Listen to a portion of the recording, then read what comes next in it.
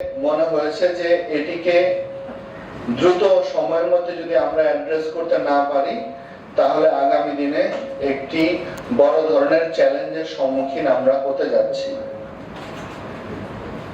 আমরা সকলেই হয়তো দীর্ঘক্ষণ আলোচনা করব যে কত পার্সেন্ট মানুষ কিডনি রোগে আক্রান্ত হচ্ছে, কেন হচ্ছে, সেই বিষয়গুলো আমরা আলোচনা করব।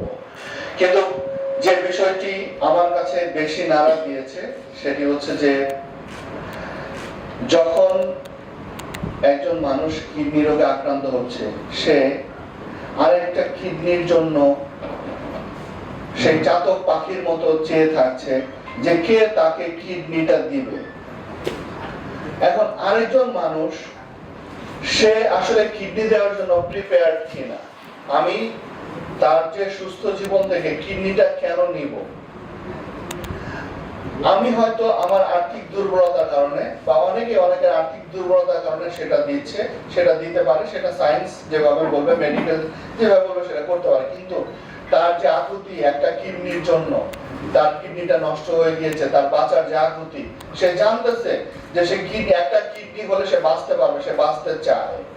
কিন্তু যখন সে বাঁচতে চায়, সে জানে যে আমাকে এই জিনিসটা, এই অঙ্গটা হলে আমি বাঁচতে পারবো, সে যখন পায় না, তখন যে তার মধ্যে যে একটা জীবনের প্রতি যে তার একটা মায়া, তার জীবনের এই যে একটা চিত্র, আপনারা কতজন দেখেছেন আমি জানি না, আমার কাছে এই বিষয়গুলো যখন আমি দেখেছি আমার কাছে মনে হয়েছে। এবং পাশাপাশি এটাও মনে হয়েছে যে এমন কি সময় আসবে যে এখন হয়তো কিডনিটা চেয়ে, কিডনিটার জন্য চেয়ে বসে আছে, এমন কি সময় আসবে যে না, ওই কিডনিটাকে জোর করে নিতে হবে, এরকম কি কোনো সময় আসতে পারে কিনা। সুতরাং আমার মনে হয় এখনই সময় যে আমাদেরকে এই আমার যে 18 কোটি মানুষের 4 কোটি, প্রায় 3 কোটি 80 লক্ষ মানুষ কিডনি রোগে আক্রান্ত। বলা হয়ে থাকে 1/10 অফ আওয়ার পপুলেশন এই কিডনি রোগে আক্রান্ত হয়েছে।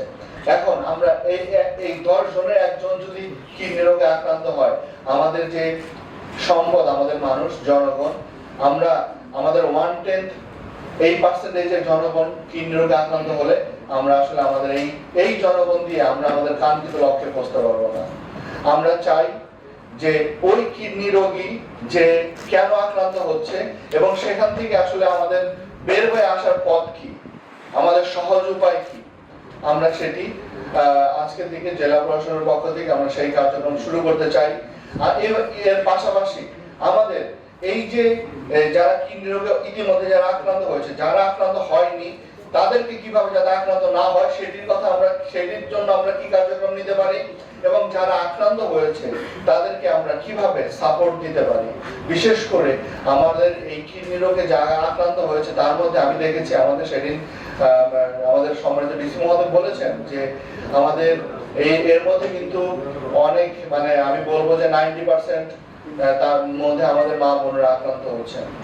তো আমরা কেন আক্রান্ত হচ্ছি, এর প্রতিকার কি, এবং যারা আক্রান্ত হয়েছে তাদের জন্য আমরা কি কার্যক্রম নিতে পারি, আমাদের মধ্যে কি সচেতনতা বোধ, একটা হচ্ছে প্রতিরোধ করা, একটা হচ্ছে প্রতিকার করা। তো আজকে আমরা জানি এখানে যারা আপনারা এসেছেন সবাই অনেক এক্সপার্ট। আমরা আজকে এই কিডনি রোগের মতো একটি জটিল রোগ, এই একটা বড় একটা থ্রেট আমাদের সমাজের কাছে এখন মনে হয়েছে, আমরা এটির প্রতিরোধে আমরা সর্বোচ্চটা দিয়ে কাজ করতে চাই। এই মূল উদ্দেশ্যে আজকে আমরা একত্রিত হয়েছি। সবাইকে ধন্যবাদ। আসসালামু আলাইকুম।